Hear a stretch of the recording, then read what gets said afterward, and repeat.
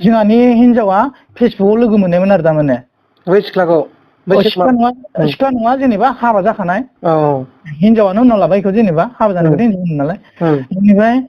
सप्तासे फैना थारमाने बर'जों बर'लाय मानोथो बिदि जाबावनो दावराव दावसि जानांला इयानो थादो इयानो जादो होननानै बुंलांदों आङो ओमफ्राय आंथ' दा माने गुवाहाटियाव खामानि मावो नालाय आङो दंफां हायो गुवाहाटियाव जाथाया ओरैबायदि जाथाय जादों ओमफ्राय जेनेबा जों गामियाव आंनि लोगो दंमोन आरो जेनेबा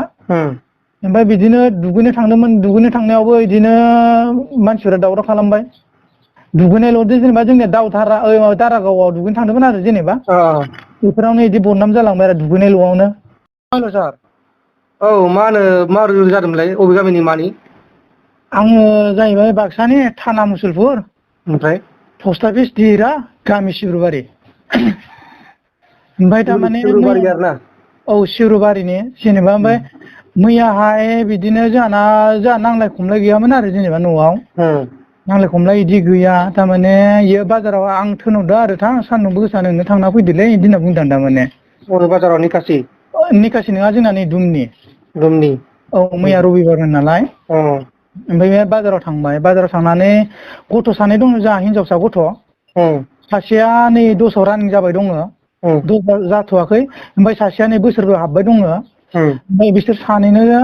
गस्ला गांसे बायनानै होदो ओमफ्राय आंनोबो स्पुथिं गस्ला बायनानै हरदो सार थारमाने ओमफ्राय बायना हरनानै गावनो जोङो रबिबाराव सप्तायाव बाजार जायोथ' नालाय रबिबाराव ओमफ्राय सप्तायाव बाजार जायो आरो जोङो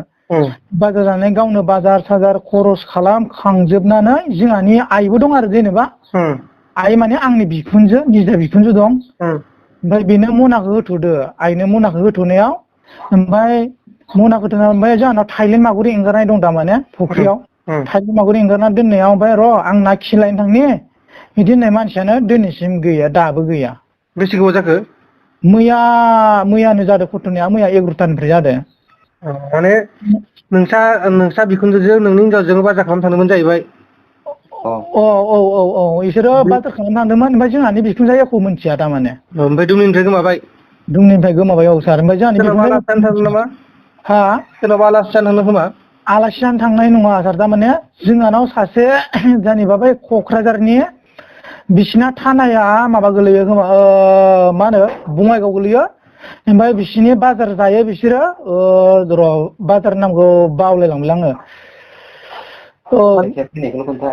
ओमफ्राय जोंहानि न'आव सप्ताथाम थाफैदो थारमाने बै माबाया हिनजाव मानसिया ओमफ्राय सप्ताथाम बाजार नामा बिसिना सुन्दुरि गोलैयो सुन्दुरि बा बङाइगाव बोरै जानो सुन्दुरिया खाथि दे खाथि सुन्दुरियाव बिनि हौवाया अमा दानो थारमाने ओमफ्राय बे हौवाजों गारलायलायबाय बियो गारलायनानै जोंहा न'आव सप्ताथाम थाफैदों आरो जेनेबा सप्ताथाम थाफैनायावबो दे जियानो बर'जों बर'लाय मानोथो बिदि जानो बिदि होननानै थारमाने जोंहानि हिनजावा फेसबुकआव लोगो मोननायमोन आरो थारमाने बै सिख्लाखौ सिख्ला नङा जेनेबा हाबा जाखानाय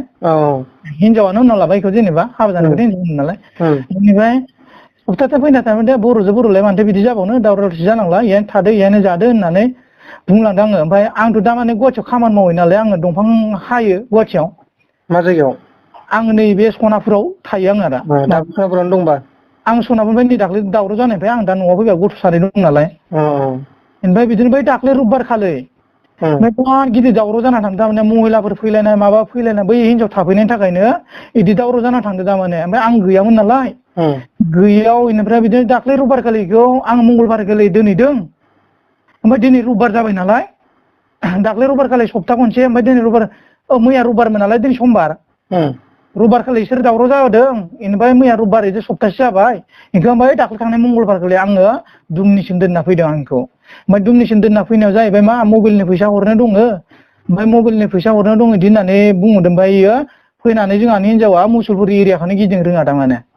माने सोरबा दोनदोंमोन नोङो बै जायबा जानाव थाफैनाय बेखौ दुमनिसिम दोनदोंमोन दुमनिसिम दोनहैदों इयो न'आव थांगोन होनना थांदों आङो जिंखा मैगं काक्रेल ओमफ्राय बायदिसिना खानानै हरलायलांदों आङो थांगोन होननायखाय ओमफ्राय जुदि आंबो नंगौ थांगोन होननाय गुवाहाटियावसो थांनानै गावनि बिनानावा खामानि मावो ना मानो बेहाय ओमफ्राय गुवाहाटियाव ओमफ्राय माबा बालाजि मन्दिरनि उनखैजा थायो होनदों ओमफ्राय गावसा बिमादै निजा दं होननायबो खोनादों ओमफ्राय दा जोंहानि हिनजावखौ बिदिनो थगाय थुसि लाना थांबाय आरो दा गुवाहाटियाव लांदों नामा गुवाहाटियाव दङ होनदों दा नै माबायाव नै बालाजि मन्दिर खाथियाव दं होनना बुंदों आरो दा ओमफ्राय मबाइलखौ सोर होनदों बियो दाख्लैनो आंनि सिगाङाव बुंखादोंमोन लोगो हमलायबा लोगो हमलायनो हागोन आं नैबे बालाजि मन्दिराव जोंहानि बिनानावमोन थायो जोंहानि बिनानावा हटेलाव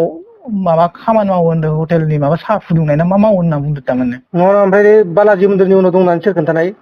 इनो होनहरदों बे हिन्जावानो होनहरदोंमोन जोंहानिफ्राय थाङै जोंहानि हिन्जाव थाङै समावनो होनहरदोंमोन इयो ओमफ्राय दा आं जास्ट खालामना दोनदों आरो ओमफ्राय मैया आंजों खनसेल' रिसिभ खालामदों रिसिभ खालामनाय लोगो लोगोनो आंनि हिन्जावनि मबाइलाबो सुइस अफ बेनाबो सुइस अफ दिनैसिम दाबो गैया जेबो खोन्थालांखायाखै आरो न'आव ओहो जेबो खोन्थालाङाखै ओमफ्राय आंनि फिसाजोनि सिगाङाव होनलांदों आं थांबाथाय आं मबाइलखौ माबाखौ सिमखौ सोलायना लागोन बिदि होनना बुंलांदों आरो मानि थाखाय माने मिथियालासिनो खारनो नागिरदों आरोना बियो औ न'खराव जोंहा नांलाय फैलाय गैया जेबो गैया आरो बेनाव वाट्सएपबो गैया ओमफ्राय इयो इन्सटाग्राम खुलिनाय दं इन्सटाग्रामावसो मेसेजबो गेलेयो नामा आं बेखौ जेबो मिथिया थारमाने आं गुवाहाटियावसो दंफां थायोमोन नालाय आंबो दा गथ' प्राइभेटआव फरायनाय दङ सानै माने बबेनि थाइसे मोनगोन बबेनि मागोन होननानै आंबो एसे माबा खालामो आरो दामाने ओमफ्राय नोंनि हिन्जावनि नामा मा नाम आंनि हिन्जाव नामा जनिमा मुसाहारि जनिमा मुसाहारि औ ओमफ्राय जायबा लांग्रानि नामा जाबाय फुजा बसुमतारि फुजा बसुमतारि औ ओमफ्राय नोंनिया आंनिया गामियाव खोमथागोरा मुसाहारिनो अरिजिनेला आंखौ इयो खोमथागोरा माबा मुसाहारि होनबानो मिथियो ओमफ्राय स्कुलाव आं राजिब लिरो जोंनिया जाबाय थाना मुसुलपुर पस्ट अफिस दिहिरा गामि सिब्रुबारि औ सार नोंसिनि न' खाथियानो जायो जोंनाबो ओमफ्राय मा होनो दा जेनेबा हिन्जावआ मैया थांदों आरो ना औ मैया थांदों मैयानिफ्राय दा गैया दा आरो मा खालामनो गथ'फोराबो गाबबाय दं सोरबाफोर नुदोंबाथाय खावलायनोसै नामा मोनसे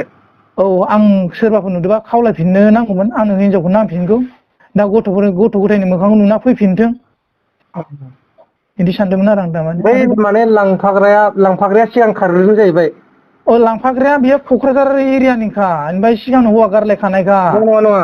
बे लांफाग्राया मैया खारदोंना दाख्लै खारदों दाख्लै रबिबार खालि जाथाय जादों ओमफ्राय आं मंगलबार खालि बेखौ दुमनियाव दोनना फैदों आङो गारि थिखांना हरदों थारमाने मा जाथाय जादोंमोन इयो